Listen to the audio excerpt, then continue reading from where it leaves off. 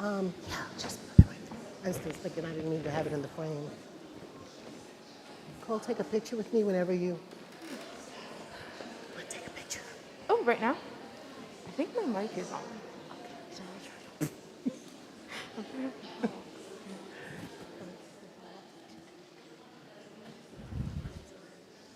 Is yours on? Is my mic on?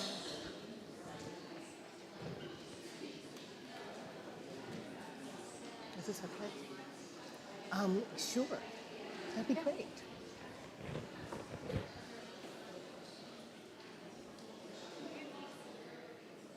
Thank you. I think my braces rubber bands off. No, you have to do that again. That's just not a good angle. Just do that one more time. Can you do that again, Catherine? Like, do you mind? Yeah, because it just. Yeah. Oh, okay.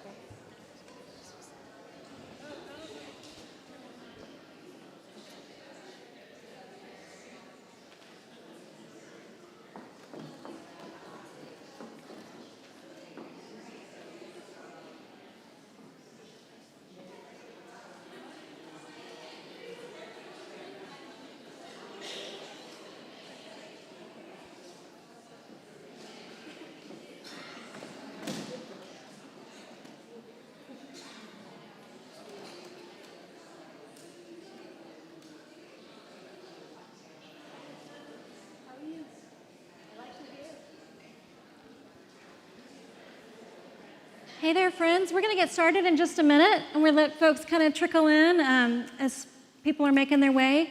We'll let you know when it's time to get started, but just to kind of fill y'all in on what's going to happen in terms of the next hour of your life, which will be lovely, no doubt. We'll have a conversation, the three of us, for about 45-ish minutes. That part of it will become a podcast that will be sent out and shared into the world. We'll kind of take a breath and a pause. The podcast recording part will be over, and then we'll have some time for Q&A. So if you're listening and you want to ask your own question, you're going to get a chance, or to follow up on something that you hear. But just know, if it's helpful, that your Q&A part will not be captured for the universe, which may give you a little bit more freedom and bravery, or just may be reassuring. So like I said, we'll get started in just a few minutes, and we'll aim to wrap up our facilitated conversation around 7, and then have 10, 15 minutes or so for Q&A.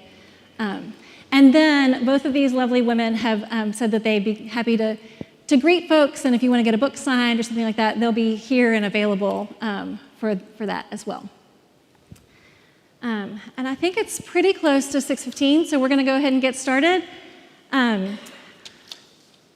Hi. Hi. This is lovely. Just to officially begin, so this will be kind of start the recording part. This is Dialogue, a podcast of the Lenten preaching series recorded live at Calvary Episcopal Church in Memphis. I'm Catherine Bush, the Associate Rector for Formation and Education here at Calvary, and tonight my guests are the Reverend Dr. Jacqui Lewis. She is an author, an activist, y'all start counting because there's a lot here, preacher, public theologian, who is working to create an anti-racist, just, gun violence-free, fully welcoming, gender-affirming society in which everyone has enough. Yes, please, and thank you. Sounds good, right? Yeah. We should do that. We should do that. Yeah. She's building this world through her own church ministry, national conferences, and public programming, and there are paragraphs and paragraphs and paragraphs of the initiatives and ministries. Somehow you have a day job. She is the senior minister and public theologian at Middle Church in New York City. She's been there for 20 years. And again, in her free time, she's the author of books and articles. Her most recent book is Fierce Love, which was published in 2021, which you can find outside at the table out there. And our other guest here is Cole Arthur Riley, a writer and a poet. She's the author of This Here Flesh, Spirituality, Liberation, and the Stories That Make Us. Cole is the creator and writer of Black Liturgies, a project that integrates spiritual practice with Black emotion, Black literature, and the Black body. And you can find this work on Instagram, and now in tactile form in Black Liturgies, prayers, poems, and meditations, also available tonight. And in both of these spaces, the virtual one and the tactile one, she weaves her prayers and words with the collected wisdom of Black writers, artists, and theologians. You will quickly discern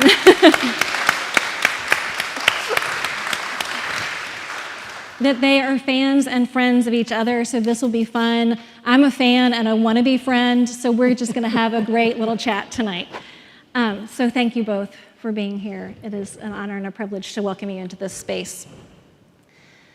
One of the, we're just going to dive right in, and then follow the tangents and the rabbit trails as they emerge. But one of the ways that we've been thinking and talking about the world in its beauty and its terror around here is through this metaphor of cloth and of weaving, and noticing the ways where things are torn and ripped, where things are unraveling, and then also looking for the places where we see mending and repair work. I'm not much for handiwork. I'm trying to pick up some unfinished pieces of my mother's, but one of the things that I'm aware of is the idea of visible mending, where when you have a tear or you need to repair a garment, that you use embroidery that's a colored thread that you can see. You don't hide the mending work. It's visible. So I would love to start there and to hear from each of you. Again, this might be in your smaller sphere or how you see things in the world, where you see things unraveling, where there are rips and shreds, and then where you also look and see mending and repair work happening. You can flip a coin to see who starts. I would love for you to go first. I know you would. If I take this question first, will you take the second one first? Yes. I promise? Mm-hmm. Pinky swear? Mm-hmm. Okay, good. All right.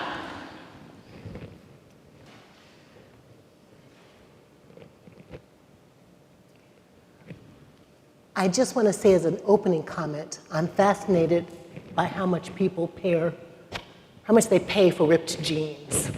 Right, right. There's something really fashionable about ripped and torn things. Mm-hmm. And I wonder if there's, I'll bet if we wrote a liturgy about that, Cole, we'd get to what we're signifying when we wear clothes that are torn, because we're signifying something. Top of my heart right now is the shredding of decency and kindness, civility. I mean, before you get to democracy, before you get to powers and systems, there's just a shredding of kindness. Mm. And I'm so baffled by it. It's almost de rigueur to be mean. In the social spaces, online, and media.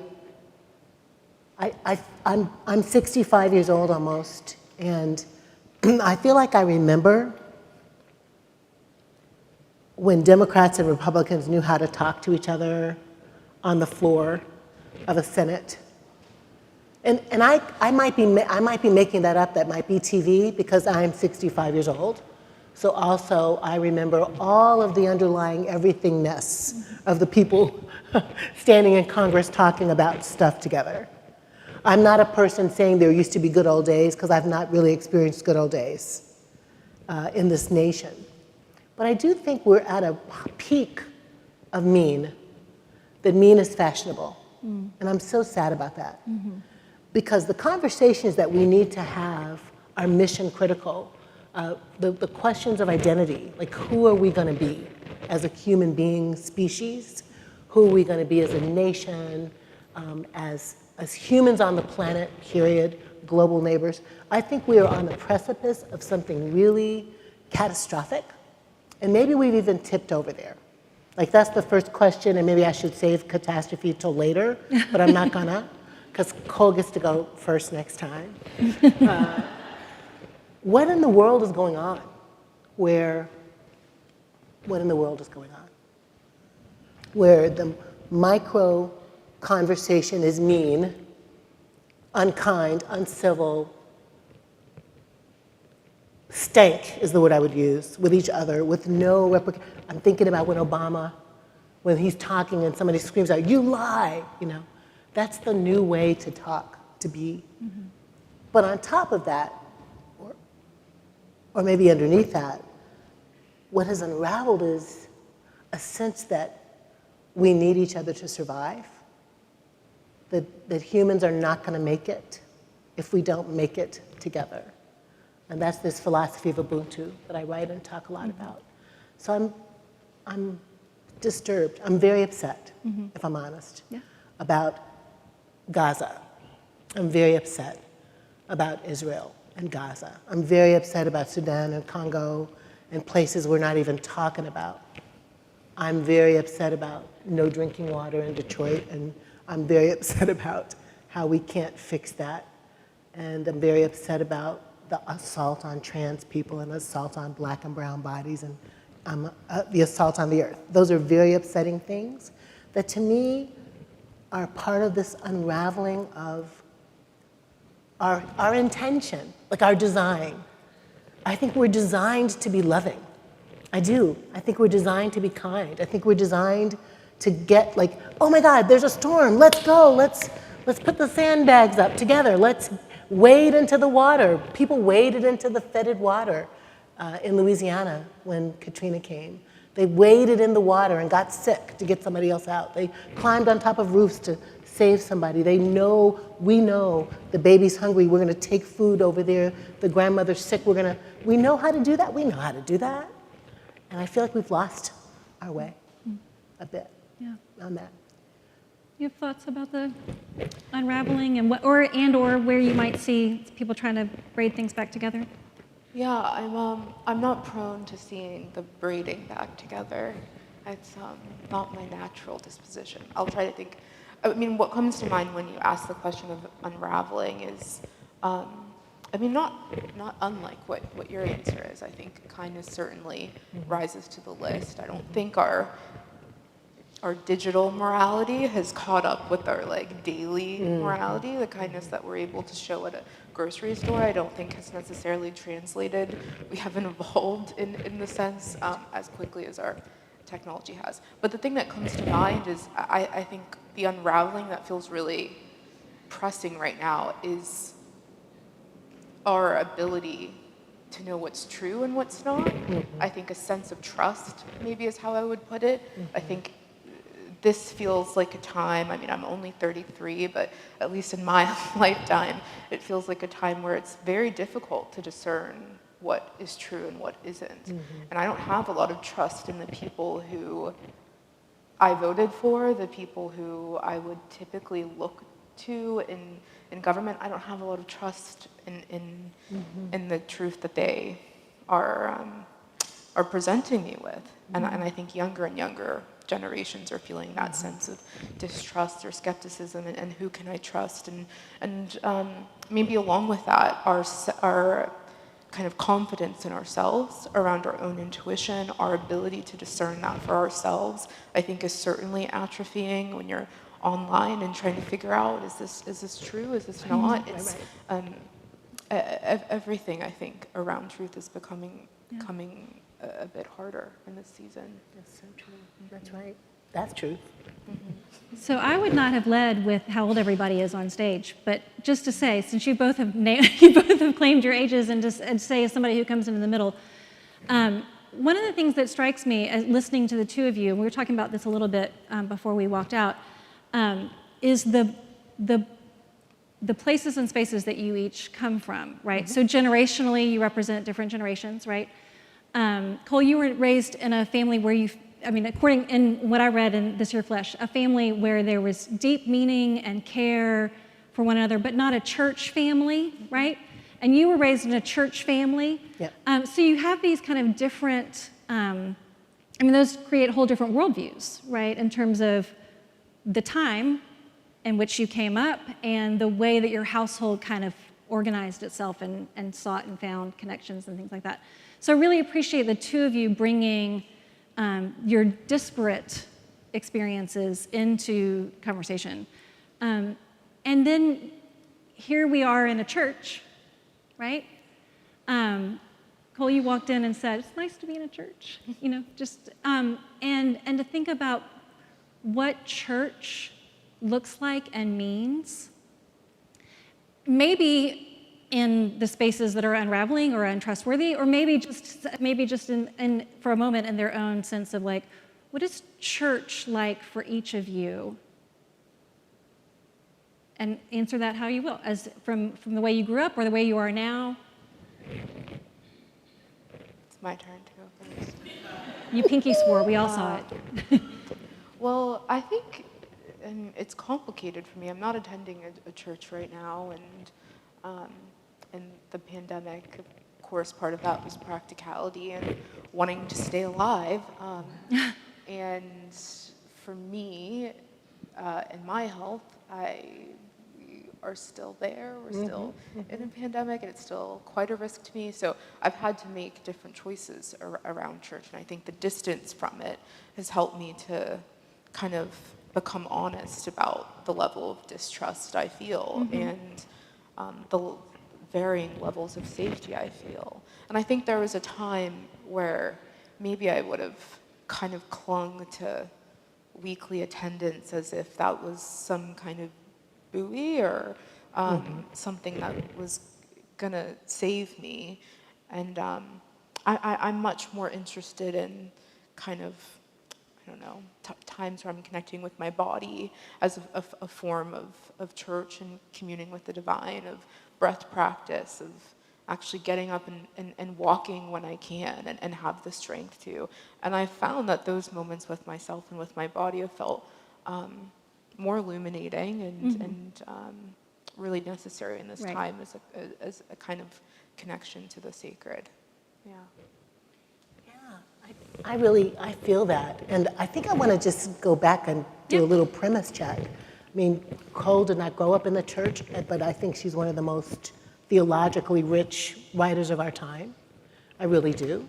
And I did grow up in the church, and I think I'm a pretty decent theological writer as well. So I think that I think God is everywhere, is what I'm trying to say. That we don't have to be in church to be theologically engaged, that in fact, all of us are. And so when Cole says, my body, my temple, that's this time with my body, paying attention to my body feels like safe and good church. I would say, yeah, me too. I think if it wasn't middle church in New York, I don't know that I would go to church either. And that maybe takes me to your where I see hope question that we didn't do, but like this community of, multi-ethnic, multi-racial, many-gendered, many-sexuality weirdos that go to middle church give me hope, because they are also not so churchy, and also fumbling their way to God, like almost like, God, I want to be with you. And then what is God? Like love, peace. Our bodies as a temple. My mic is making sounds. Because my hair is weird. Is it bad? Is that better? So I'm trying to say, church for me is Howard Thurman might say, wherever, Howard Thurman, wherever the people are doing the work of love. That's church. So in their streets, Black Lives Matter kiddos, Cole sitting in her house writing, so we can all have some liturgy, thanks be to God. You all feeding the people downstairs, that's church. Kiddos dancing is church, yoga studio church. Called in to do love, wherever that is. Right. I think it's helpful to say, to name, church doesn't own these. Right. Church doesn't own liturgy. Church doesn't own reconciliation. Church doesn't own a sacramental life, And so where are this, so the walk, when you're able, the breath, the work, the dancing, the giving, the dancing. Yes. To be able to identify and broaden that definition. And I don't know if there are others that you would add to the other places where you feel like you see like something that we might be tempted to say,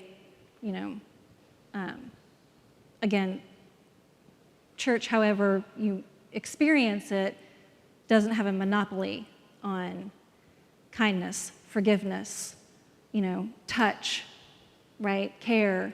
And so to be able to find that certainly outside four walls, out in the world, feels very real. I don't know, there are other places that you would add, or other places where you see those things unfolding?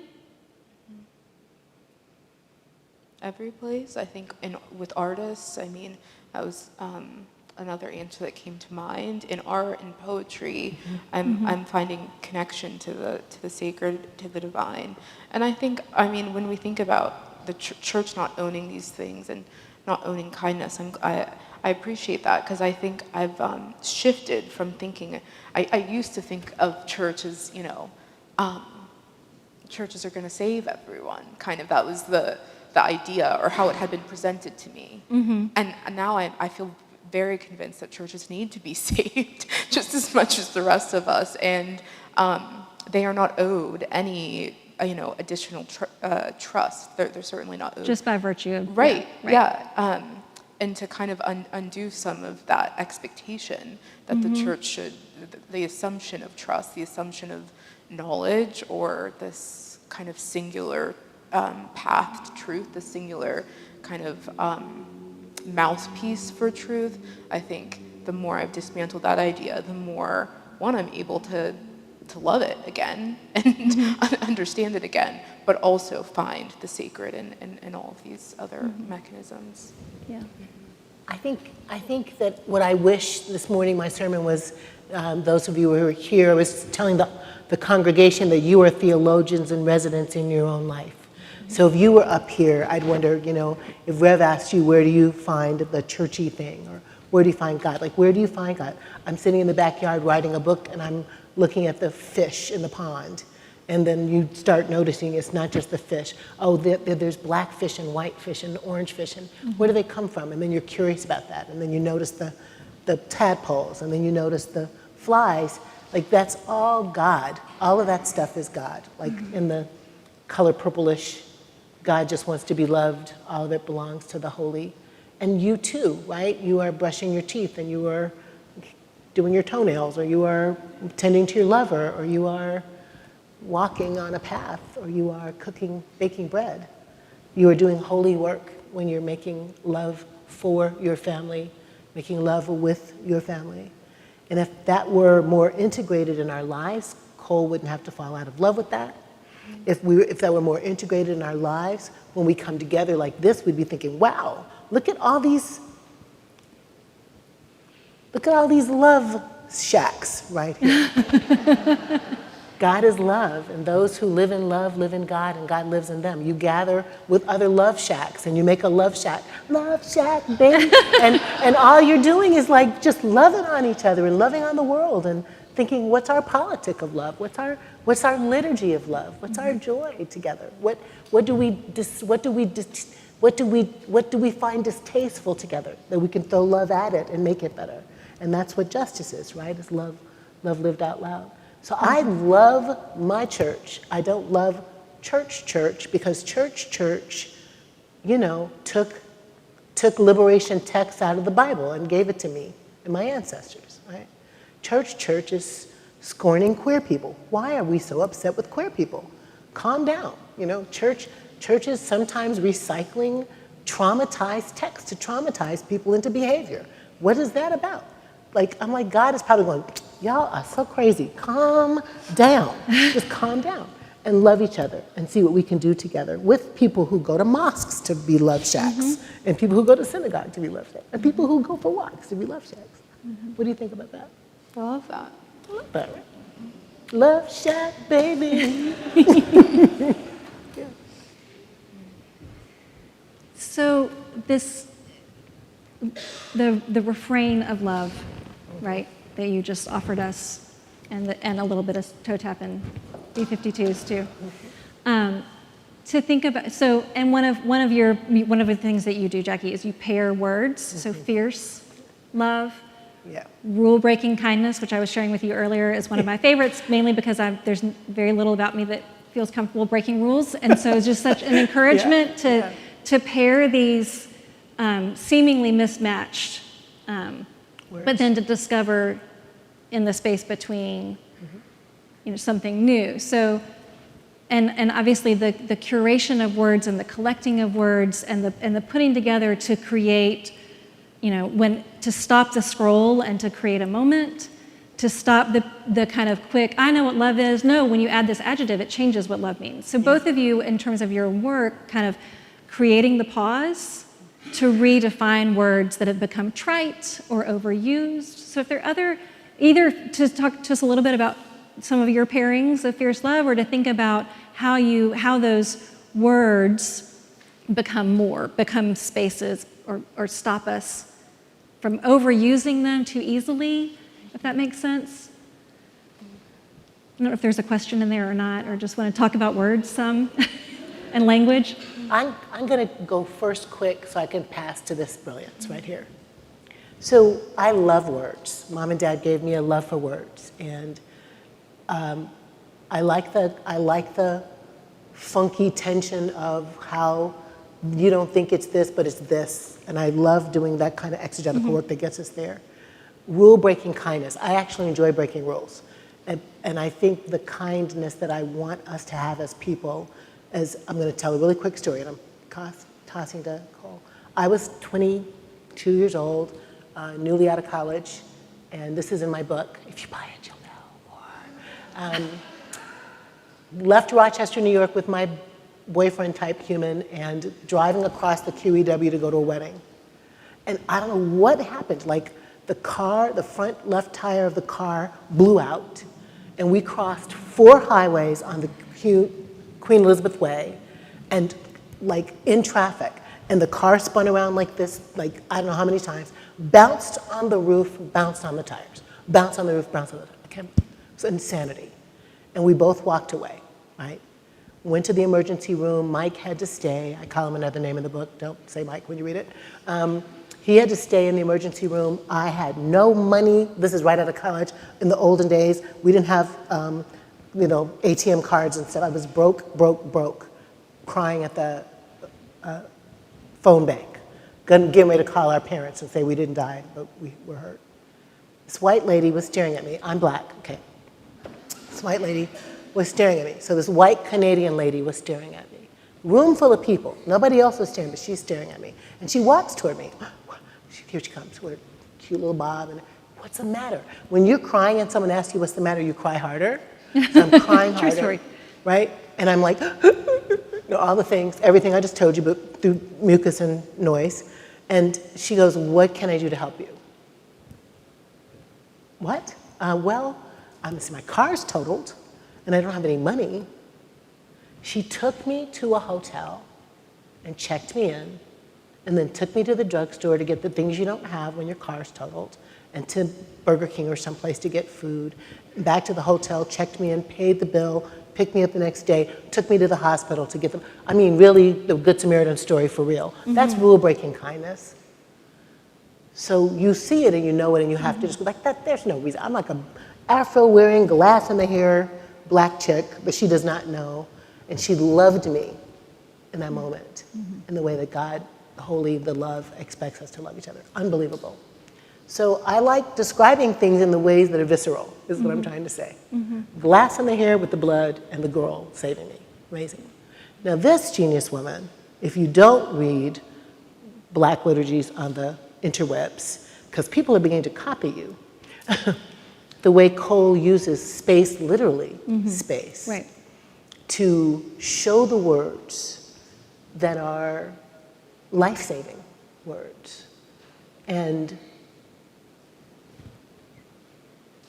in ways that you do have to stop the scroll, and you do have to pay attention, and you do slide the slide, and you finally find Cole. She may or may not attribute herself, but there she is, sort of sewing up the beauty of the Baldwin and the Morrison and the folks. I just think it's important for older people to say when young people are brilliant. And Cole's use of language is brilliance and evocative, and those sparse speaking mountains. Thank you. You're so welcome. Well,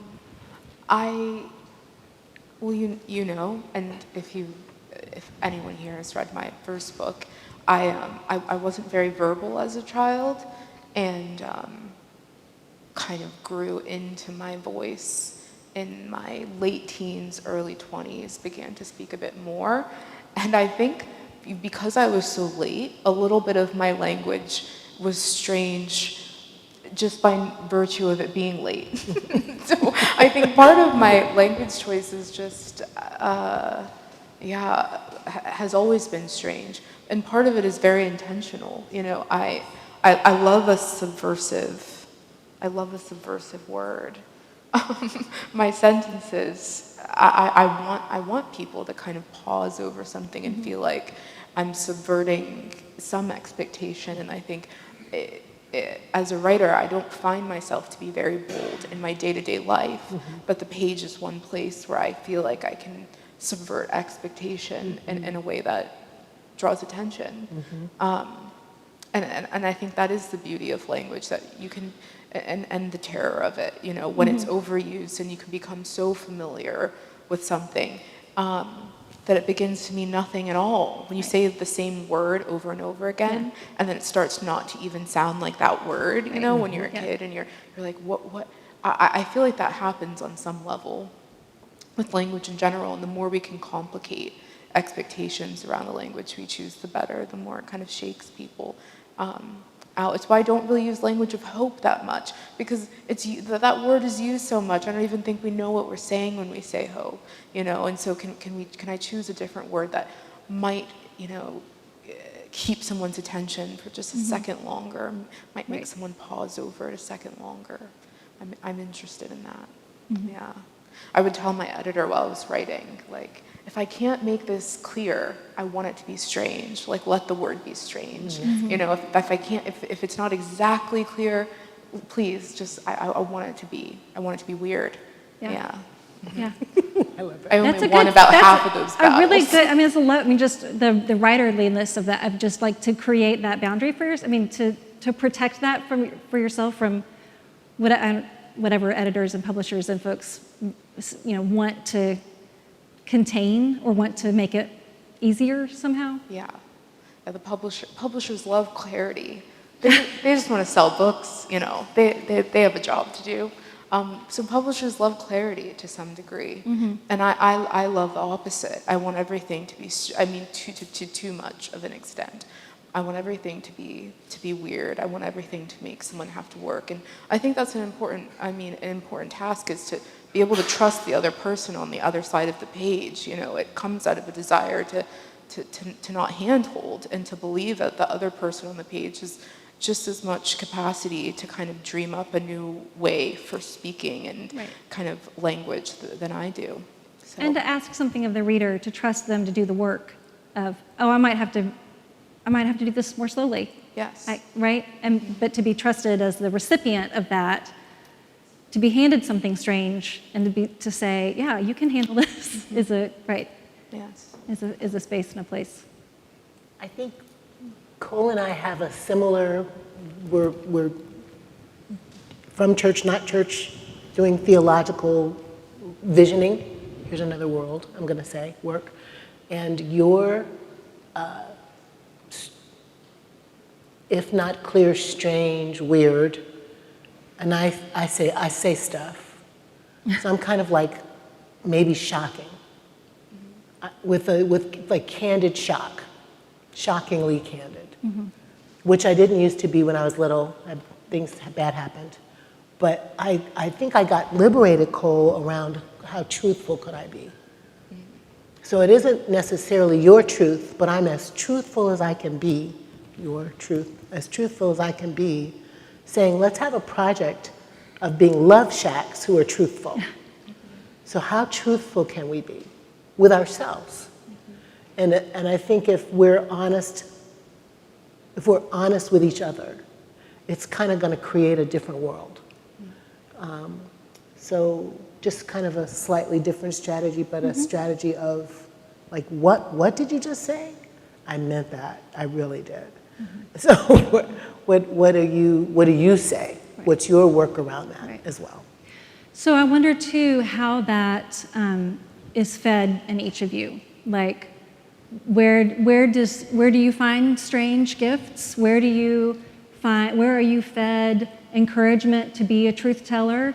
Where do you see that, or where do you go looking for it? Where does it? What feeds you each? Yeah. Well, in terms of the strange, queer people, of course, subverting all of our expectations and finding a way to be close enough to themselves to, know their own names and call themselves by their own names. I think I find a lot of hope and freedom in that. But poetry, which, I know that you both love poetry as well, but I think there's something about a poem that is not as interested in clarity, it's not as interested in definition, you know. That's the point. Right, and I find that really, I think I'm looking for that in the poem of, they're not trying to teach me, they're not trying to tell me what to think, it's fragments, and it's a lot of images, and I find a lot of freedom in the fragments and in the conveyance of what it means to be human, as opposed to, I need you to think this way about being human. Yeah.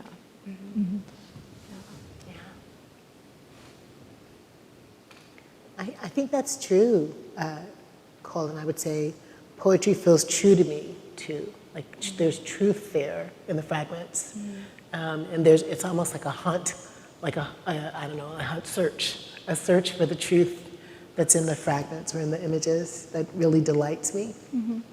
I find that to be really helpful. And I think music is just like a whole vocabulary, Jazz is vocabulary, classical, the ballads that I grew up on, Motown. Something about the person who can sit down and write words and then put music to it feels really like an invitation to find the truth. And I want to second Cole's queer people. Like I'm straight, but I do think I'm the queerest straight Black woman of my age in America. But to know trans people's journey, to know queer people's joy, I think we have something to learn from our queer siblings about, protesting weird impingements or something that I think is a gift. Yeah. I wonder, if I could try to put you each on the spot just a little bit, do you have a question for each other? I know that you know each other, I know that you cross paths, but I also know that you're not together in the same space. I wonder if you have a question for each other. Yes. Oh, ready. I can ask a question. I can't always answer them, but I can definitely ask a question. So you were talking about truth and kind of the importance in kind of resurrecting that and finding that. I'm curious, how do you discern how much truth to give away and what to hold close? Because, yes, as writers, we're pursuing that. I want to be as honest as I can. I think I am most honest on the page, way more honest than face to face with you now. But I'm trying to walk a line for myself. There's that Imani Perry, who's a historian, a brilliant historian. She says, "You never tell all the secrets when you're trying to get free." And I always think about that and that tension as a writer of how much do you give and how much do you withhold? How do you figure that out for yourself, or what does that discernment look like? How much truth? It's an excellent question. I teach preaching sometimes, and I will say the pulpit is not your support group, or it's not it's not like I'm listening to show you everything I have. I talk about being the truest true that is appropriate to be, and I think that's what you're asking is how do you know? I will say that I think it's situational. If I'm with my girlfriends having pound cake and champagne, or I'm with my husband, like let's get it out, my therapist. But I think I'm going to say the word authentic is what is my guide. Can I authentically tell this story or make this point, writing or illustrate the sermon? Can I authentically do that and keep some secrets on the way to freedom? Yes. Mm-hmm. It's not everything. So even in my book where is the expression pour tea, spill tea? Yeah. I spill tea in my book. I'm like, girl, I'm the worst with the metaphors. Generational learning happening right here. What is that thing that they say? Pour tea, spill, what is it? Spill tea? Spill the tea. Spill the tea. I spilled some tea, but I also protected some folks intentionally because it's not their book, but it's true, right? So I think it's something like some ethic, like don't hurt anybody with your truth if you don't need to. Don't tell their truth while you're telling your truth. If you don't have to, get permission. And be authentic all the time, every day, and know that there are aspects of yourself that deserve to be your own secrets, even as you're being real. Does that answer that? Yeah. Okay. Yeah. Pour tea. Help me with that. Do you have a question for Cole? I do. And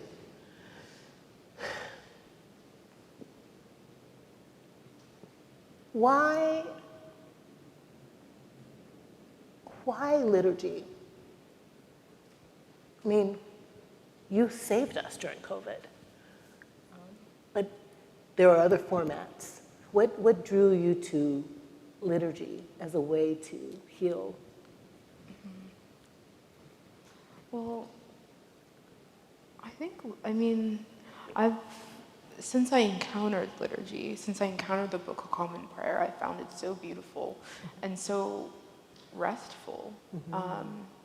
There's just something about being able to enter a space or enter the words and not so much is demanded of you. You don't have to be able to articulate things perfectly yourself, and you can kind of enter this sacred theater. Yeah.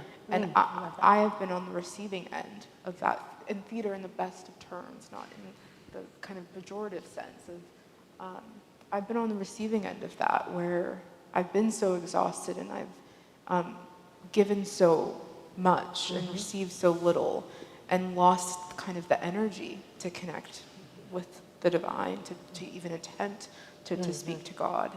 And I think when I started Black Liturgies, the digital project, the summer of 2020, almost the reverse happened, where I felt ready to kind of to step in and say, if there's anything that I can offer right now, it would be my words. And if there's one component of my own humanity that I'm far from right now, it's the spiritual dimension. And so I think that spiritual kind of words that I had a framework for was liturgy. I mean, I think there's also some, I'm biased, but I think I could speak about liturgy for a while, that there's something really mysterious that happens when you are kind of forced to stay in the words together as a collective. And words that might not even have been written for you, they might not immediately resonate with you, you might not even understand them, but to kind of commit yourself to staying in the room, I think, forms us in terms of solidarity. So when you go to the summer of 2020 and the loneliness we were feeling, our summer in lockdown, and the terror we were feeling as the world at least pretended to contend with, global anti-Blackness. I think the things that we were looking for, the things that I were looking for, could be found in liturgy: connection, rest, a kind of collective voice, not a resistance of isolation, and a form of solidarity, this dance of centering and recentering and and decentering when needed. So I find all of that beautiful. I do too. That's great. Thank you. Thank you so much.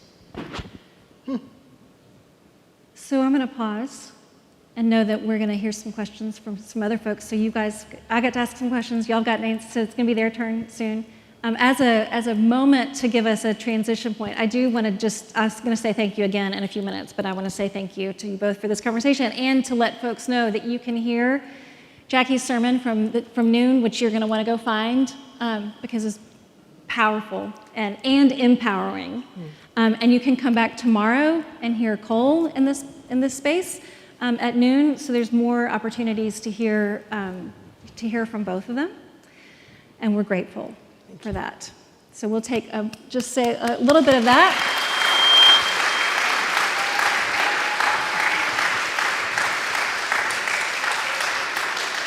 And then